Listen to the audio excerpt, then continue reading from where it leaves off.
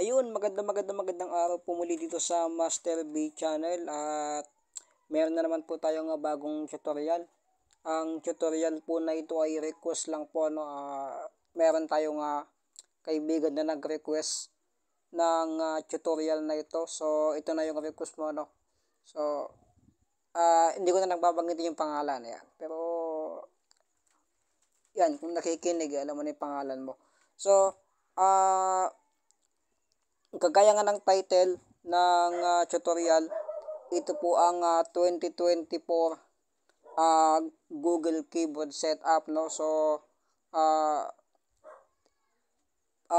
mas gusto kong i-upload dito sa YouTube channel para yung mga gusto ring mag-setup ng Google Keyboard ay ma-setup po ninyo ng maayos yung inyo pong mga Google Keyboard, no. So dito kasi sa mga bagong update, may tinanggal sila, may mga binago rin, at kagaya ng voice input, so binagod nila yung pangalan. So mamaya matutuklasan natin yan. At meron din silang tinanggal na part ng settings ng Google Keyboard, no. So mamaya malalaman natin. So simulan na po natin ang tutorial. Punta lang po tayo ng Play Store. Play Store. Yan. Punta tayo sa Play Store. Search Google Play. English, US, word is shown. So Samsung po yung ginagamit natin ngayon, kaya bali ang default na keyboard niya sa ngayon ay yung Samsung keyboard. Ayan. So sulat natin ang Gboard kasi ang pangalan niya eh. Type natin. D 9 backspace 9 deleted. O R S D F backspace F deleted. D Yan. Navigate up. Board text box. Editing. Search. So search natin. Board install. Average rate install. Board. The Google Keyboard. Google LLC board. Board. Google average rate 32M content rating downloaded. Install. So install natin. Cancel. Open unavailable. Yan, so balikan ko po kayo pagka na-install na kasi medyo mahina po yung net natin, no. So balikan ko na lang po kayo mamaya pag na-install. Board. Expand tools. Stop. Pause. Installing. Yan, installing na po tayo. Installing. Wait na po natin, no. Nag-install.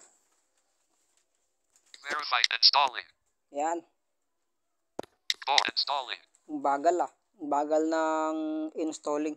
So habang inintay natin, sana share nyo pa rin po yung video na to, no. At pag-subscribe na rin po yung ating channel para mas marami pang makapanood ng mga ginagawa nating videos. Ayan.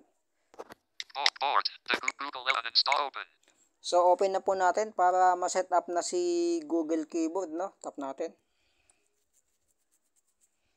Step 1.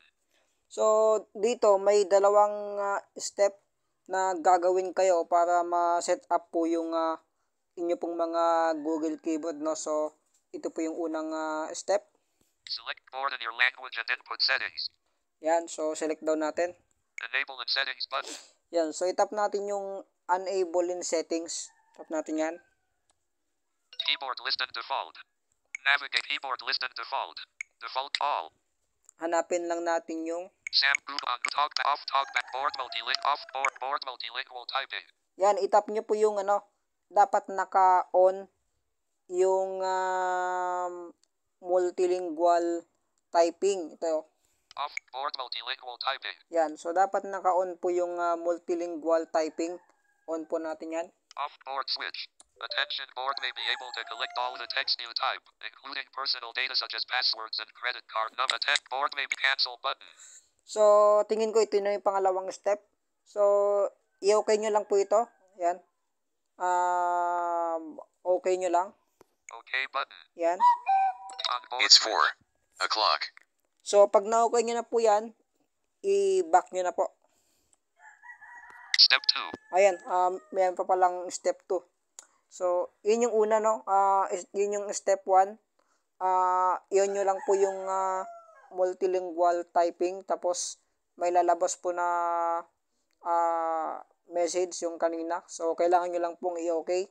Then, pagka okay nyo, i-back nyo lang po ng isang beses. So, nandito na ngayon tayo sa step 2. Select board as your default input method. Yan, so select na daw natin si Google Keyboard bilang select Step select board as your default input method. Yan, so select na daw natin bilang keyboard, no. So Select input method button. yan, so itap natin yung select input method. Sabi niya, tap natin yan. Choose input method. Yan. Choose input method. Uncheck board. Yan, itap niyo po yung Gboard, no. Ito po yung pipiliin nyo, Gboard po. So, tap natin. Yan. Set settings.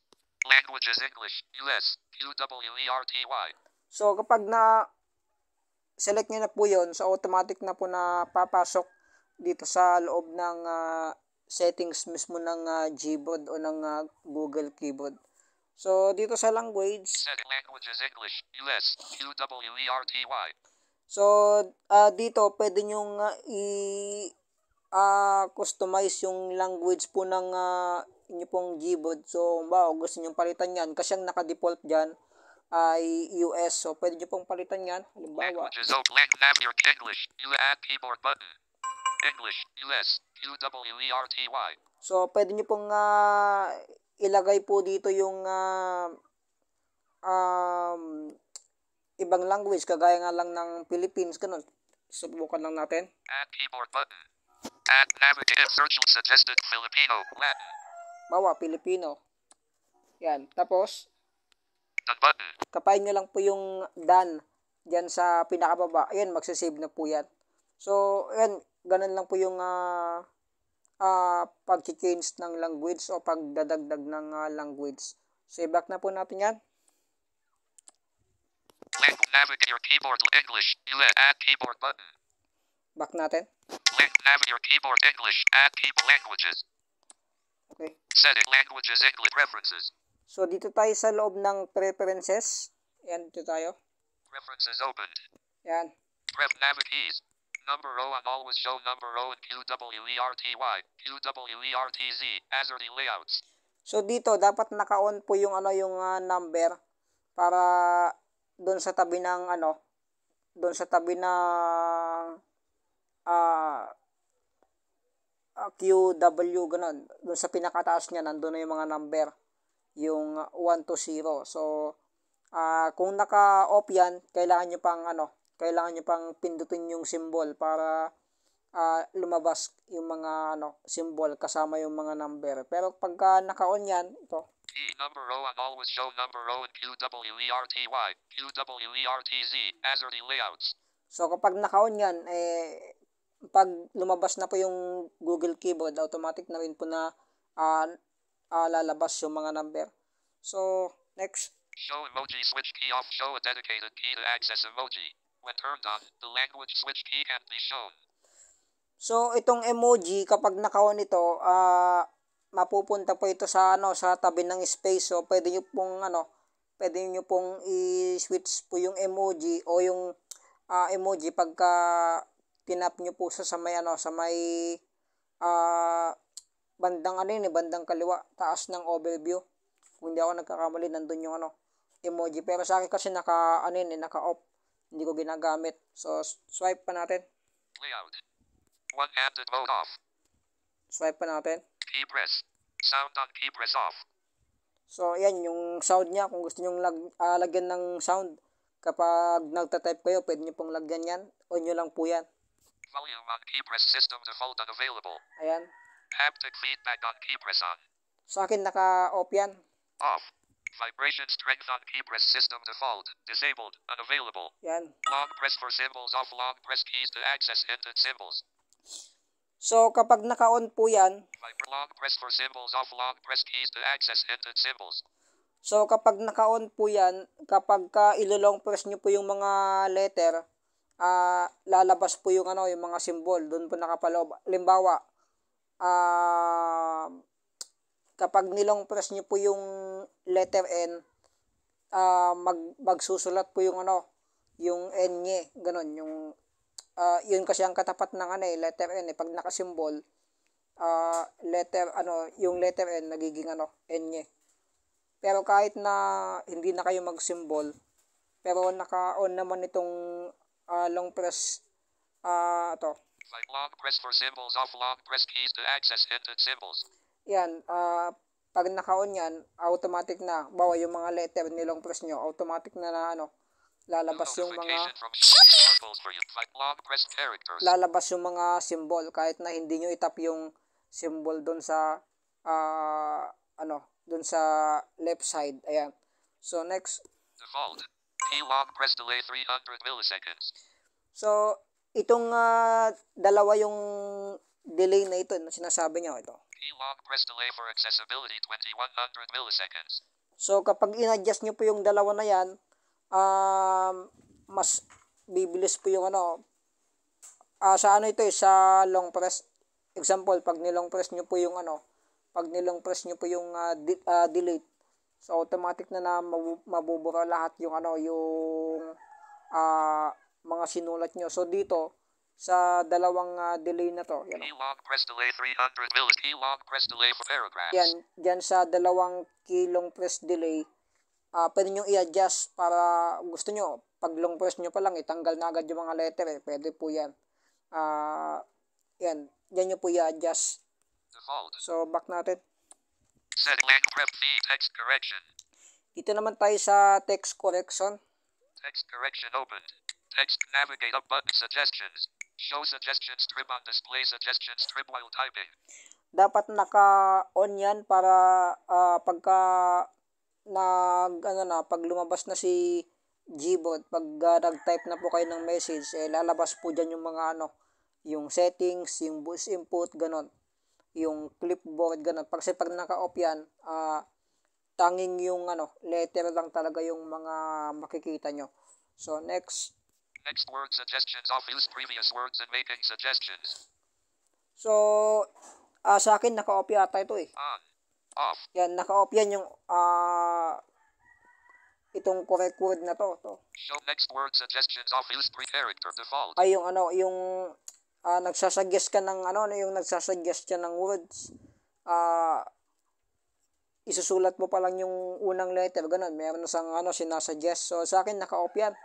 Ayaw ko ng ganyan may mga sinasuggest. So, dapat ako lang talaga yung ano, yung mismo magsusulat para mas ma-check ko talaga kung tama yung ano, yung sinusulat ko, ganun. Pero kung gusto niyo naka-on yan, halimbawa, yung suggest next word, ganun, sabi niya dito, yun nyo lang po yan.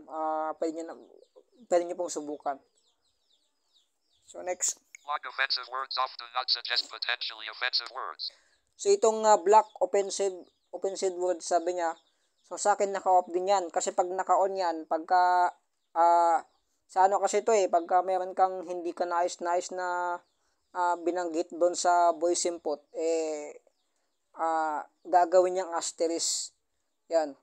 Bawa, nagmura ka, ganon.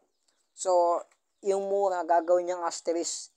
Asterisk, ganon. Ganon yung pagbasa niya doon sa masamang binanggit mo, no? Doon sa may voice input. So, yun. Ibablock niya yung bad word na nabanggit mo. So, next. Suggest contacts off. Use information from contacts for suggestions. So, ito hindi ko rin ito ginagamit, suggest contact.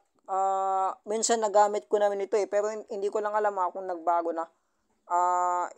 Pagka nandun ka na sa contacts, tapos naka-on yan, yung suggest contacts, sabi niya, pag type mo pa lang ng unang letter, dun sa contacts, lalabas na agad yung ano, yung pangalan ng letter A na yon, kung sino man yung letter A dyan sa contacts mo. So, isasuggest niya na kaagad. So, sa akin, naka-off pa rin yan. Corrections. Auto correction off. Correct words while typing. So, yan. It's 4:10 Itong autocorrect naman, correct word while typing, sabi niya dito, sa akin naka-off din yan eh. Hindi ko ginagamit din yan. Pero kung gusto nyo, pwede nyo niyang, pwede rin yan namang i-on. So, example, sinulat ko halimbawa yung messenger. Kasi ang messenger, dalawa yung S nun eh, di ba? Dalawa yung S ng messenger. So, kapag isa lang yung sinulat ko, i-correct niya. Gagawin niyang dalawa, itatama niya. So, sa akin, naka-off yan. So, next. Undo autocorrect on backspace off. Return to original text. When backspacing after an autocorrection unavailable. So, next. Auto space after punctuation off. Beta insert space after punctuation. Only available in US English. So, next. Auto capitalization on. Capitalize the first word of each sentence while using virtual keyboard. Yan, so kapag ito naman, para naman ito sa yung unang letter na na isusulat mo, nagiging capital na sa. So, nasa sa inyo po kung gusto niyo pong i-off yan. Sa akin naka-on. Double space period off. Double tap on space bar. Insert a period followed by a space. Hindi ko ginagamit din to. Next. Spelling and grammar. Link to system spell checker settings to access board spelling and grammar. Spell check on mark. Grammar check on mark. Grammatical text correction. Hindi ko na ginagamit yung mga yan, no? So, back na natin. Setting language reference theme text correct voice typing. Clipboard. Voice typing. Itong voice typing. Voice typing open voice nav on use voice typing. So, naka-on naman na yan. Setting language reference theme text correct voice typing. Clipboard. So, dito sa clipboard naman. Clipboard open. Clip navig show recently copied text and images and suggestions are off. So, next. Show items such as addresses / phone numbers within recently copied text off. So, okay na yung mga yan. Naka-off na. Save recent screenshots and clipboard off. So, okay na. Okay na yung setup ng keyboard natin. So, subukan natin magsulat ngayon. Home or close all button. Home's messages. Subukan natin. Not view button. Filter convert search button. Yan. Messages. So, subukan natin. G K F clear. Yan, okay na. So, dito sa voice input, iba na yung pangalan niya. To. Use voice typing. Yan, use voice typing. No items. Theme setting. Use voice typing. Yan. Theme settings. Hindi ko kasi pwedeng kasi naka-record tayo, mamamatay yung natin. Record din natin pagka mamamatay yung video record din natin pag tinap po yun. So, hindi na voice input yung pangalan niya. Use voice typing na yung kanyang pangalan. So, dito sa bagong keyboard na to o Gboard na to, tinanggal na rin po yung yung pwede mong palakihin yung yung mga letter para pag maliit lang yung daliri mo, pwede mong i-adjust yung mga letter sa bagong Google Keyboard ngayon. Tinanggal na nila. Yun yung isang nabago dito sa Google Keyboard. So, ayun lang po, ganun lang po yung tamang pag-setup doon sa may Google Keyboard, no? So, sundan nyo lang po yung mga tinuro ko kanina. So, salamat po sa mga nakinig. Expand, choose expand tools. Stop.